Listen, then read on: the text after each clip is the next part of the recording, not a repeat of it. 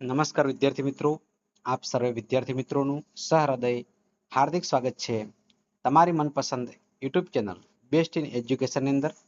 તો મિત્રો, આજે આપણે ધોરણ 9 વિષય ગુજરાતી ચેપ્ટર નંબર 10 ભારતીય સંસ્કૃતિની સિદ્ધિ લલિત નિમન વિનોબા ભાવે એ લખેલું છે. જે મિત્રો પ્રશ્નોત્તરી અહીં આપેલી છે ભારતીય સંસ્કૃતિની સિદ્ધિઓ પાઠમાંથી ભારતીય સંસ્કૃતિ વિશેષતાઓ લખો. એનો પ્રશ્નો તમારે અહીંયા મિત્રો અહીંયા લખેલા છે, તમે જોઈ વ્યવસ્થિત વિડીયો સ્ટોપ કરીને મિત્રો લખી શકો છો. તો આ મિત્રો વિડીયો તમારે પ્રશ્નોત્તરી જે છે એ મિત્રો વ્યવસ્થિત તમારે લખવાના છે. લખ્યા બાદ વ્યવસ્થિત મિત્રો તમારે તૈયાર કરી દેવાના છે, જેથી કરીને પરીક્ષાની અંદર ફાયદો થઈ શકે. તો મિત્રો તમે વધારે સમય લીધા વગર આરામથી બધા પ્રશ્નો ટૂંકા પ્રશ્નો તમારે લખવાના છે. તો ભારતીય સંસ્કૃતિની સિદ્ધિ નિમનના લેખકનું નામ શું છે? તો વિનોબા ભાવે છે. ભારતીય સંસ્કૃતિ સિદ્ધિ કૃતિના સાહિત્ય પ્રકાર તો લલિત નિમન છે. પ્રકૃતિ એટલે શું? તો સહજ સ્વભાવ છે. સંસ્કૃતિ એટલે શું? સંસ્કૃતિ સહજ સ્વભાવથી ઉપર ઉઠવું. વિકૃતિ એટલે સહજ સ્વભાવથી નીચે પડવું. ઉપવાસ કરવો એ શું કહેવાય? સંસ્કૃતિ કે વિકૃતિ કહેવાય? ઉપવાસ કરવો એટલે એ સંસ્કૃતિ. બીજાને મહેનતનું લૂંટીને ભોગવતા રહીએ એ શું કહેવાય? તો વિકૃતિ કહેવાય. વિકૃતિ ક્યારે ક્ષીણ થતી જશે? તો માણસમાં વૈજ્ઞાનિક વૃત્તિ જેમ જેમ વધતી જશે ત્યારે ભારતીય સંસ્કૃતિ સિદ્ધિ પાઠના આધારે ભારત પાસે અદ્વિતીય એવું શું છે? તો ભારતીય સંસ્કૃતિ સિદ્ધિ પાઠના આધારે ભારત પાસે વિચાર સંપન્નતા અદ્વિતીય એવું શું છે? આપણા શ્રમથી પેદા થઈને ચીજ પણ બીજાને આપ્યા વિના કેમ ભોગવવી પડે? તો આવીને એમ વેચીને ભોગવવી માણસની સંસ્કૃતિ છે. કાગડો કાળો છે એને આપણે શા માટે ખરાબ ન કહી શકીએ? એ એની પ્રકૃતિ છે. ભારતના પરંપરાની સહેજની આજ સુધી અખંડ ચાલી આવી છે તેને શું કહેવાય? તો ભારત પોતાના પુરાણા શબ્દોને તોડ્યા નથી, નવા જરૂરી બનાવ્યા છે. સાથે જૂના શબ્દો માટે નવા અર્થ નાખી તેમનો વિકાસ કર્યો છે.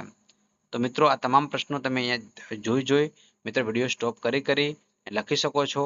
અહીંયા મિત્રો સાચી જોડણી છે, પ્રકૃતિની છે, પૃથ્થકરણની છે, આધ્યાત્મિક છે, ઋષિ છે, પુણ્યભૂમિ છે, અદિત્ય છે, વિશ્લેષણ છે. ત્યારબાદ ધ્વનિ ઘટકો છે તે જોઈ શકો છો.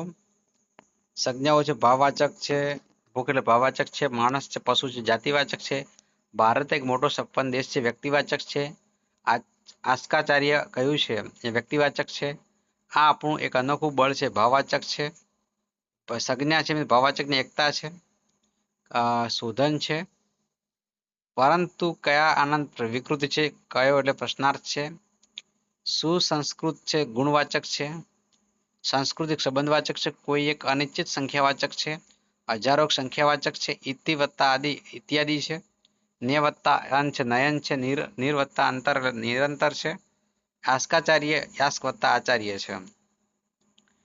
ત્યારબાદ મિત્રો તમે જોઈ શકો છો અહીંયા આપણે સામાન્ય શબ્દો આપ્યા છે. ચીજ એટલે વસ્તુ છે, ફરક એટલે તફાવત છે, પ્રાકૃત એટલે સહજ છે, સાવધ એટલે સજાણ છે, પગલું એટલે કદમ છે, નિષ્કર્ષ એટલે સાર છે, મોજૂદ એટલે ઉપસ્થિત છે, ઢાંચો એટલે માળખું છે, ઋષિ એટલે મુનિ છે, ગૌરવ એટલે બહુમાન છે, શિખર એટલે ટોચ છે, પવિત્ર એટલે પાવન છે.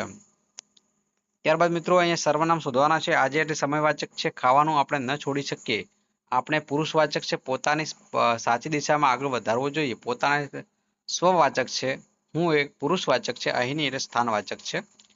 સાચો અર્થ ઉપર ઉઠવું એટલે ચડિયાતા થવું, નીચે પડવું એટલે વધારે ઉત્તરોત્તરપણું દર્શાવવું, મહેનત લૂંટવી પરસેવાની કમાણી પચાવી પાડવી, ભોગવવો ભોગવિલાસ માણવો, રૂઢિપ્રયોગ દરમિયાનગીરી કરવી નહીં, દખલ ન કરવી. શબ્દ સમૂહ માટે એક શબ્દ છે ખાતા ધરાય નહીં તેવું, અક્રાંતિયું, મુશ્કેલીથી તૂટે ફાટે કે ચવાય તેવું, તો ચવડ છે. સમાસ ઓળખો.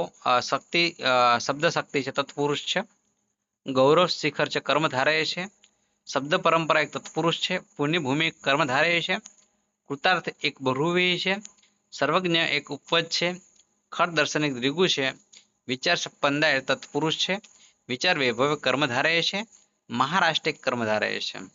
મિત્રો વિરુદ્ધ શબ્દ તમારે જોઈને લખવાના છે.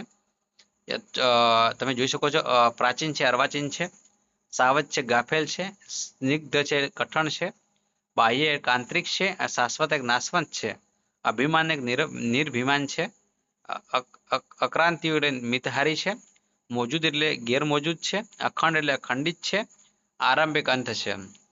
આ લિંગ મિત્રો ઓળખવાના છે. પ્રાકૃત એક સ્ત્રીલિંગ છે, વિકૃતિ એક સ્ત્રીલિંગ છે, શ્રમ એક પુલ્લિંગ છે, પશુ એક નપુંસકલિંગ છે, કાગડો એક પુલ્લિંગ છે, આનંદ એક પુલ્લિંગ છે, હિમાલય એક પુલ્લિંગ છે, અભિમાન એક નપુંસકલિંગ છે, બળ એક નપુંસકલિંગ છે, જન્મ એક પુલ્લિંગ છે. મિત્રો અહીંયા વાક્ય તમે જોઈ શકો છો, રૂપાંતર લખેલું છે, તમે વ્યવસ્થિત જોઈને લખી શકો છો.